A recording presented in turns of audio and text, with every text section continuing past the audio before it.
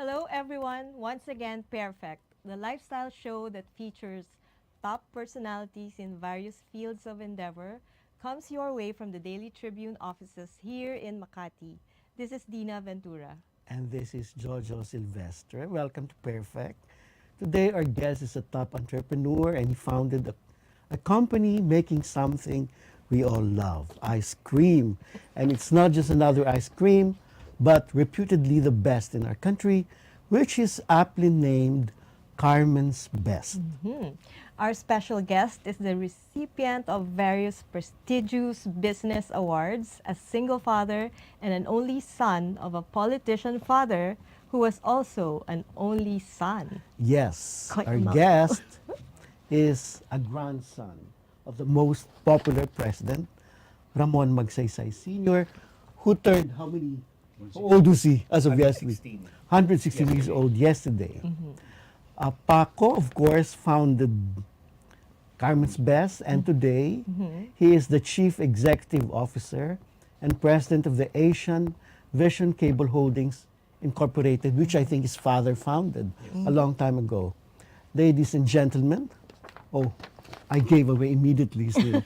We proudly present to you Excited. Mr. Francisco Magsaysay, popularly known as Paco Magsaysay. Hello, Paco. Hi, Jojo. Hi, Dinah. Thank you for having me here. Welcome to Pairfect.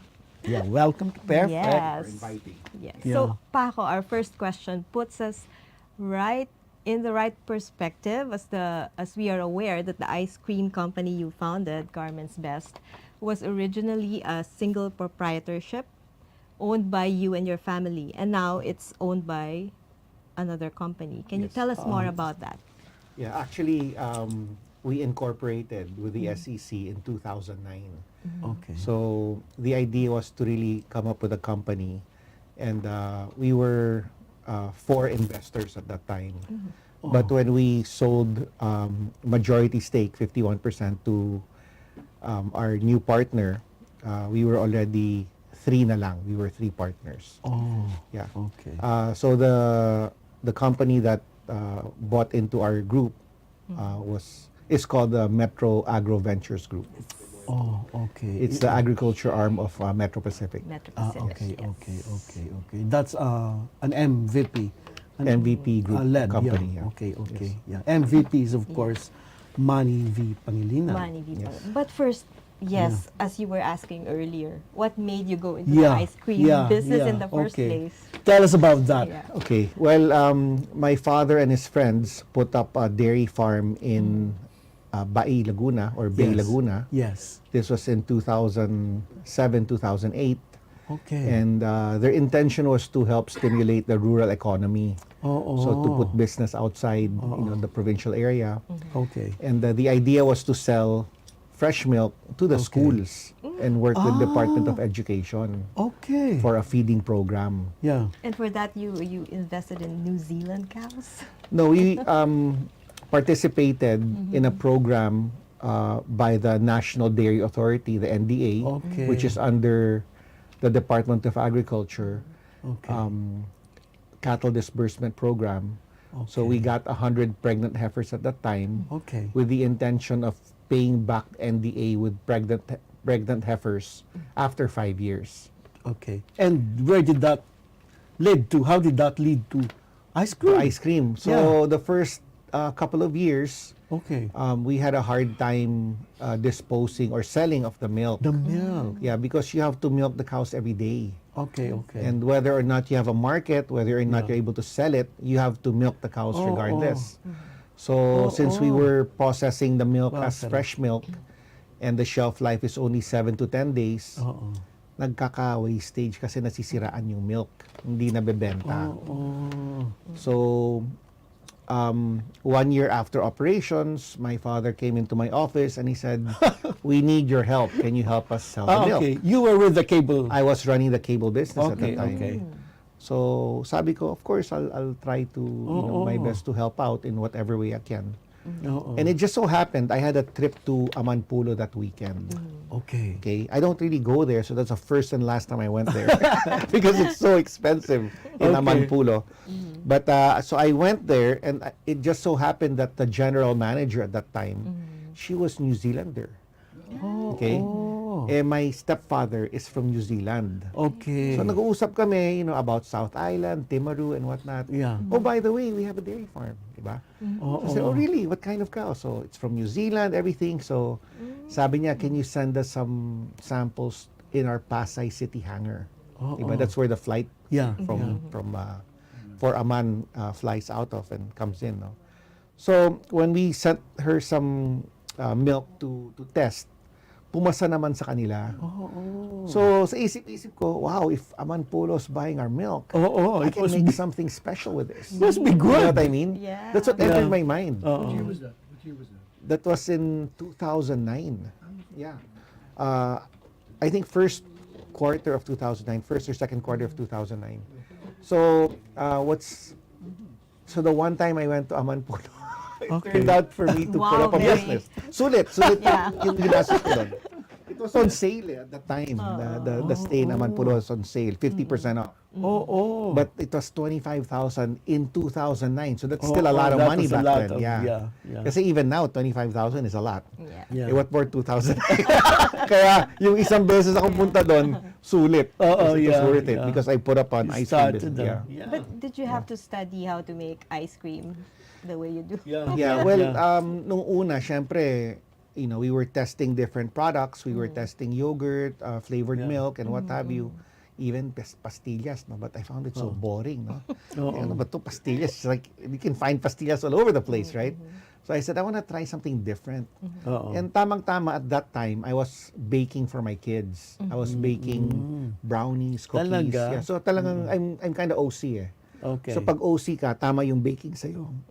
Yeah, yeah. But if you're like, a pinch of this, a pinch of that, yeah. Chef. pang-cooking ka, di ba? Ay ako hindi ako magaling sa pinch-pinch eh. Okay, I follow Measures, exact, yeah. measurements. You weigh it, down to the last gram, So talagang, so making ice cream is like baking. You cannot, like substitute things Okay, or ganun pala. yeah, it's a very exact Exact. thing, yeah. Oo. And I just learned watching YouTube on how Okay. to make ice cream initially. Okay. And I went to market with that. I started selling our ice cream. What was your first flavor? Okay, so of course, testing the ice cream I used Yeah. was strawberry, chocolate, vanilla. That's the standard. Oh, okay. But when I went to market, it was my 4 flavors were salted caramel Wow, already? in 2011. Salted Wow. caramel. So we were the first one to Nauna come up siya, with nauna salted caramel. Butter pecan. Because I grew up in Okay. Texas. Yeah. Butter pecan. Yeah. Brazilian coffee because I Okay. loved the coffee ice cream of Haagen-Dazs. And I felt that Okay. I wanted to show people Something. that ours is better than Haagen-Dazs. Really? Yeah. Are you using Barako or something? No, the recipe I saw for coffee ice cream at that time was Ben and Jerry's book, and it was freeze-dried coffee. And alam mo Okay. naman, walang masyadong freeze-dried coffee sa Pilipinas, right? Okay. So I was buying the coffee in the Rustans in Rockwell. Oh, Kaya ang mahal ng cost ng ingredients ko. Kasi doon meron Special siyang talaga. Brazilian freeze-dried coffee. Oh, Kaya ang flavor naging Brazilian coffee. Ayun. So there's a story for each flavor. Oh, And the last one is malted milk, which is one of Okay. our top selling Sarap flavors nun. now. And that is Maltesers and Horlicks, which Okay. I think when we were younger, we used to Yeah. eat Horlicks. Yeah, so those are the first 4 flavors. And it really caught people off guard because like, what are these flavors? It's not Oo. strawberry, chocolate, vanilla. It's not ube, queso. Yeah, yeah. So it was very different. But I think it was really the quality that got the people hooked on the ice cream. Did consumers easily like them? Like Yes. they- Initially, I just wanted to sell in our village in Alabang. Okay. Eh, kuripot pa lamang yung tao sa...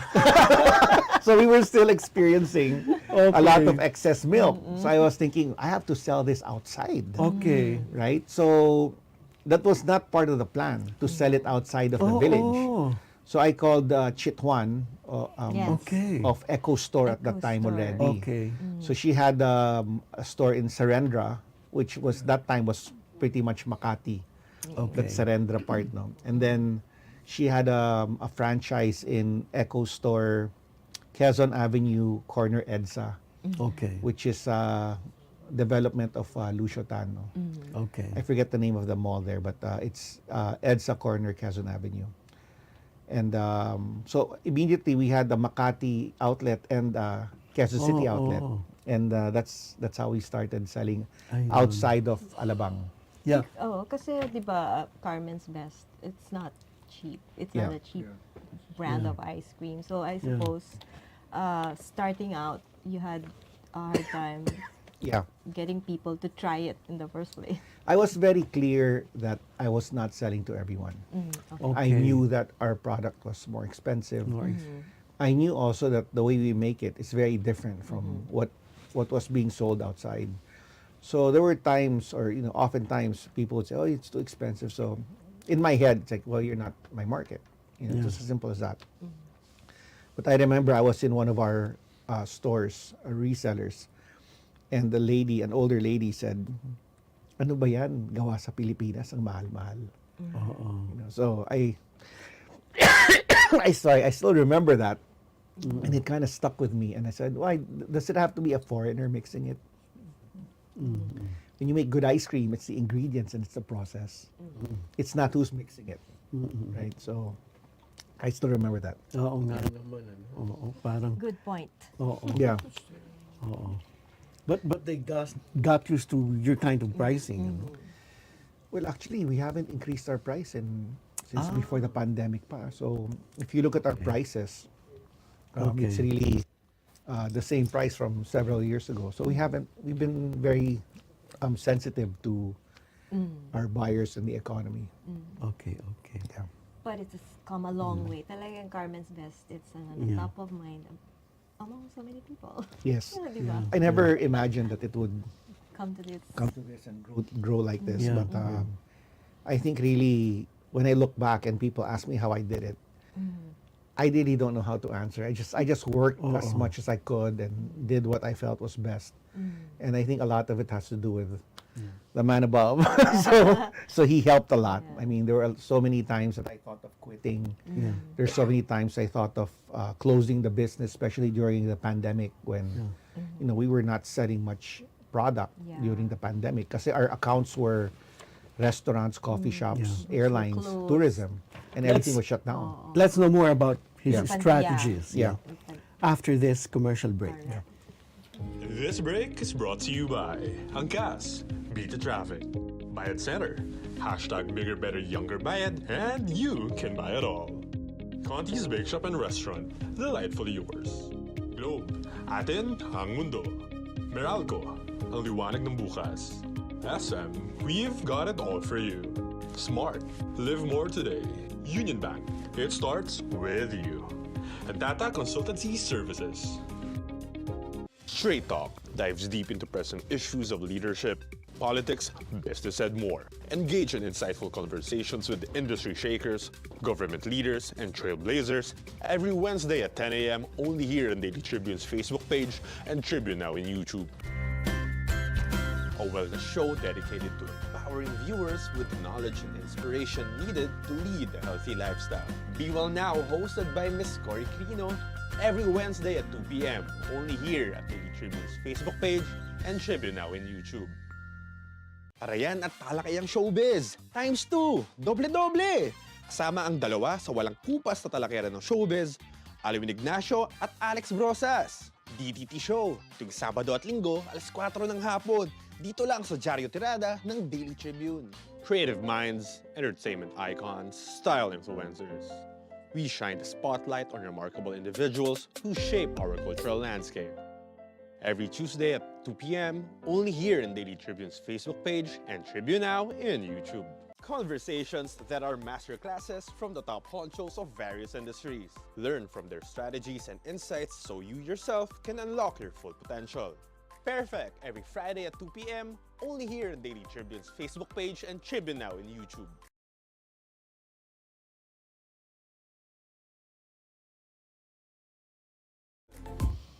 So we were asking him, Paco was telling us about his strategies on how he was able to sustain yung pagbenta, no? So tell us, how was it like during the pandemic?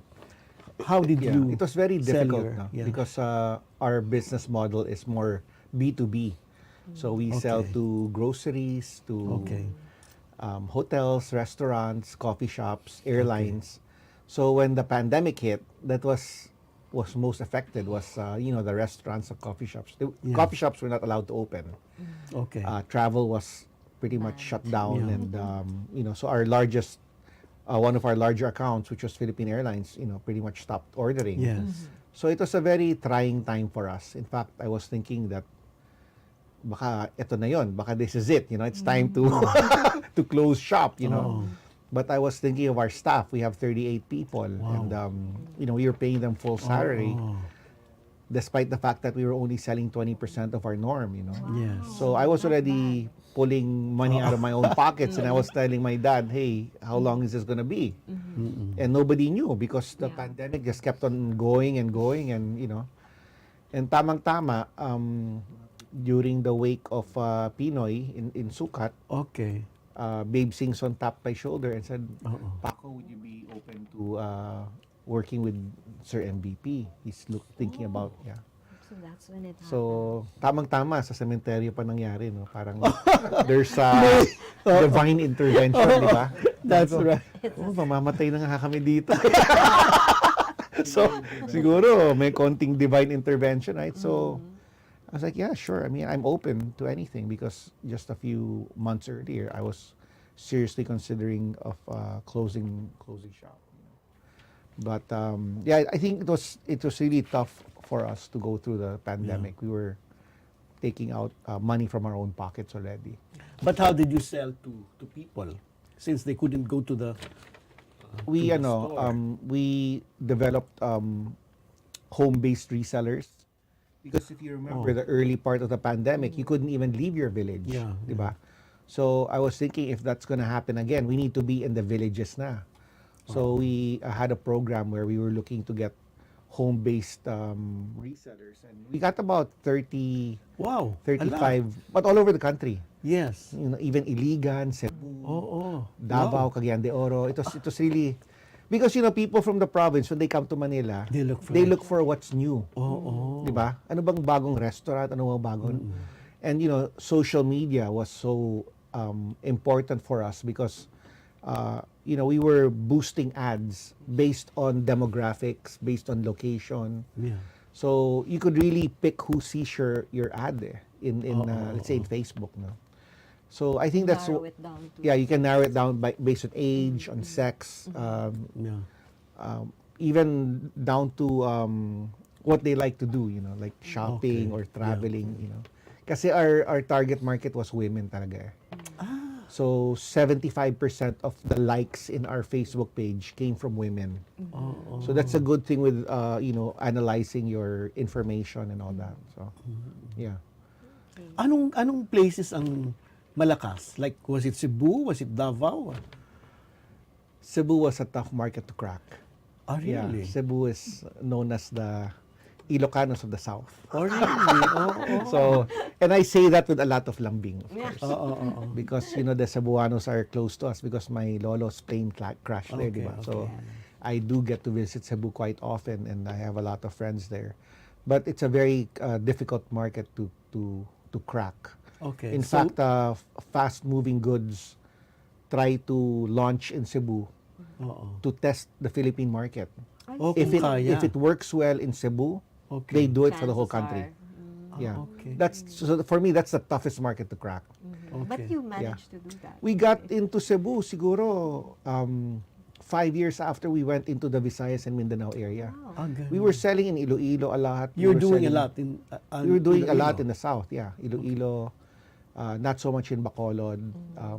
Dumaguete was even more difficult because of logistics. Okay. The ship delivers in Bacolod, then you need to cold chain it all the way to Dumaguete, so that's another cost, Okay. So it was, I mean, I was going around. I mean, we only were 3 or 4 in sales, and I was covering the whole country. I was Very going hands-on around. talaga yung the way Yeah. you Where did you built sell the most? brand. We sold the most outside of Metro Manila Oo. in Baguio. Because in Baguio, Surprise. people from Manila vacation there and they Ah, know the sila. brand. It's still the people from Manila. It's not Okay. the people of Baguio. Yeah.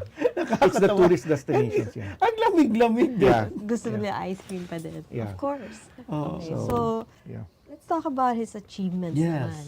You've won many awards, di ba?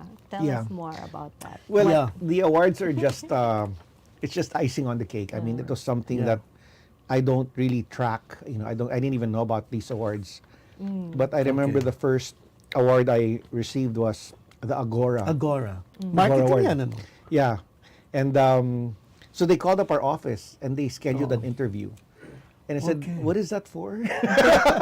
It's an Agora award. Okay. Very prestigious. So when they came in, they were like 6 or 7. Oh. And said, "We came here to announce that you've won the award." So parang they did another research. Oh, you know. oh, It's like the and they- Magsaysay Award. Okay. They don't really interview Oh, you. They do their own research outside. And then they'll just, when they reach out to you, nanalo ka na. So that's how it was. That's how it was for the Agora Award. So I was like, oh, that's nice. Well, Must you have know, felt good.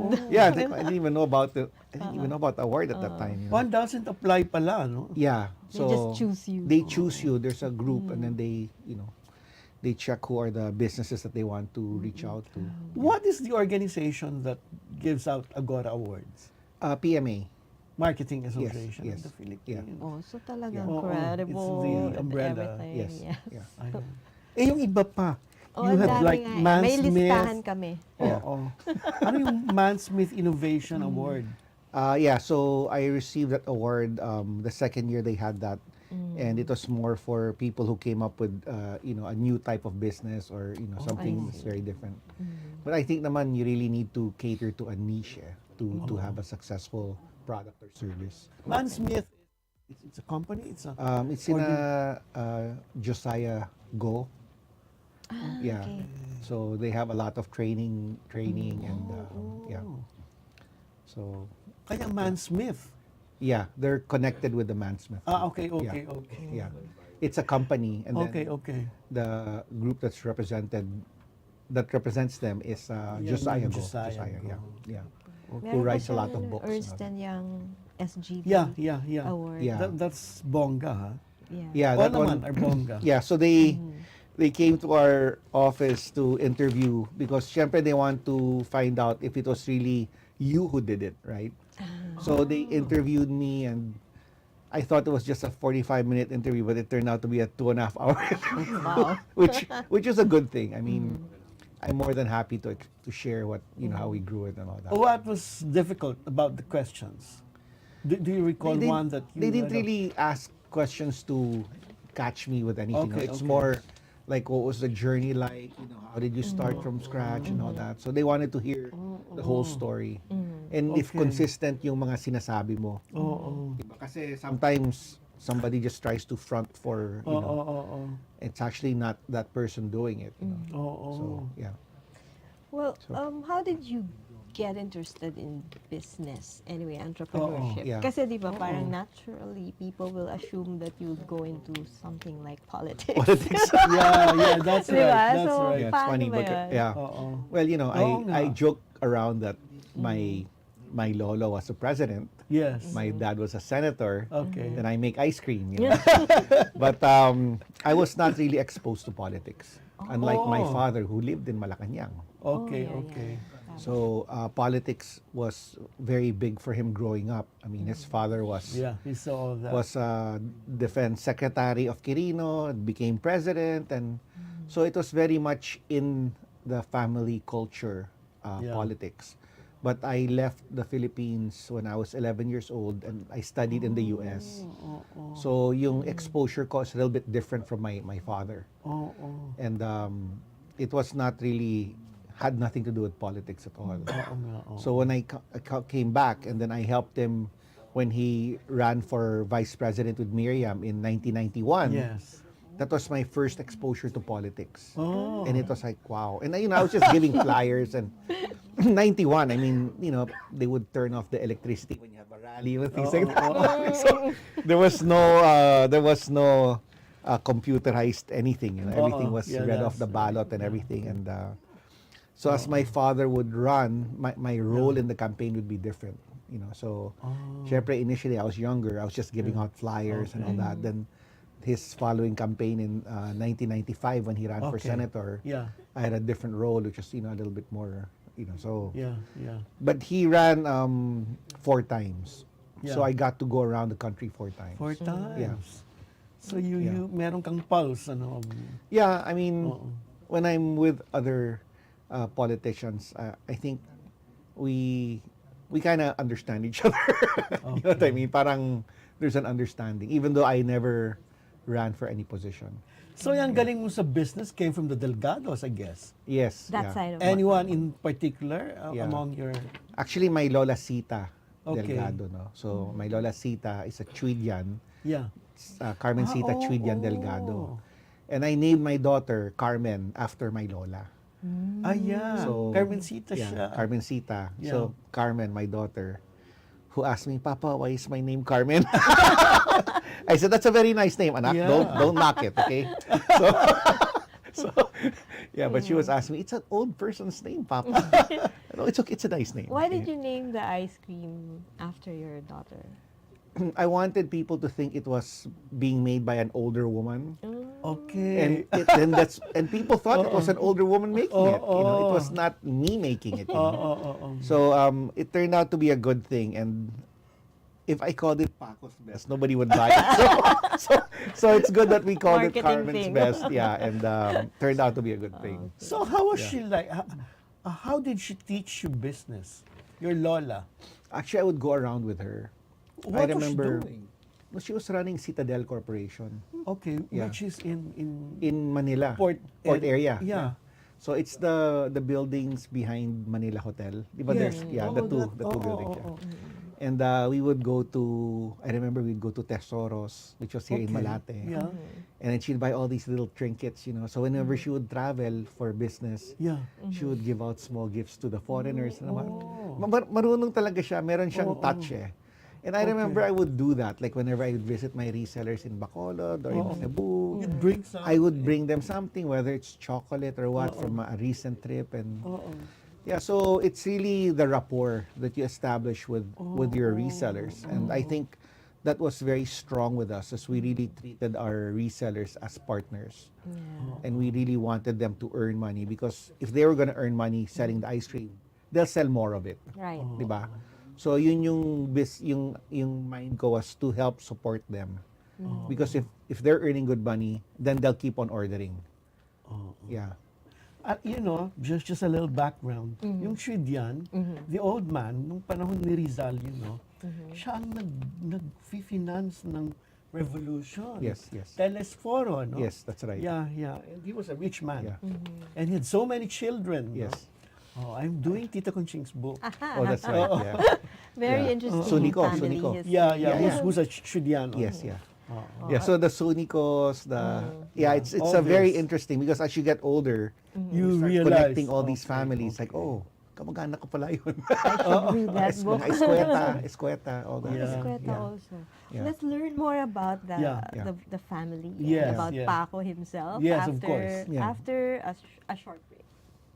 This break is brought to you by Angkas, Beat the Traffic, Bayad Center, hashtag Bigger Better Younger Bayad, and you can buy it all. Conti's Bake Shop and Restaurant, delightfully yours.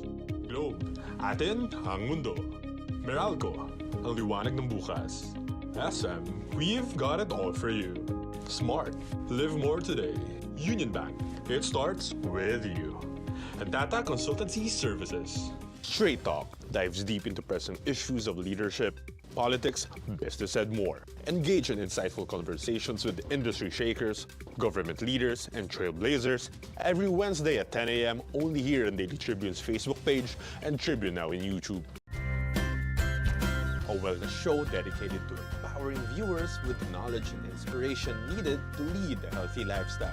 Be Well Now, hosted by Miss Cory Crino, every Wednesday at 2 p.m. only here at Daily Tribune's Facebook page and Tribune Now in YouTube. Parayan at talakayang showbiz, times 2, doble-doble!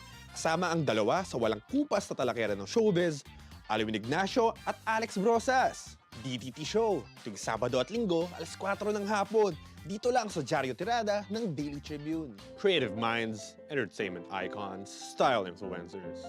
We shine the spotlight on remarkable individuals who shape our cultural landscape. Every Tuesday at 2 p.m., only here in Daily Tribune's Facebook page and Tribune Now in YouTube.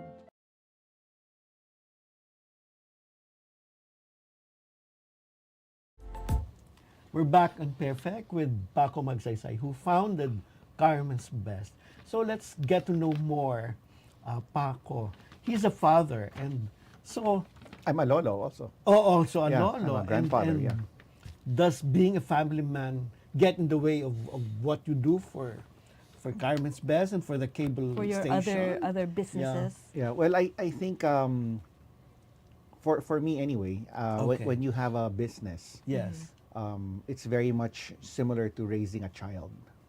Okay, Oh. so the more you have your DNA in your business, the more it is connected to you, right? So the same way you want your children to have your value system, Yeah. di ba?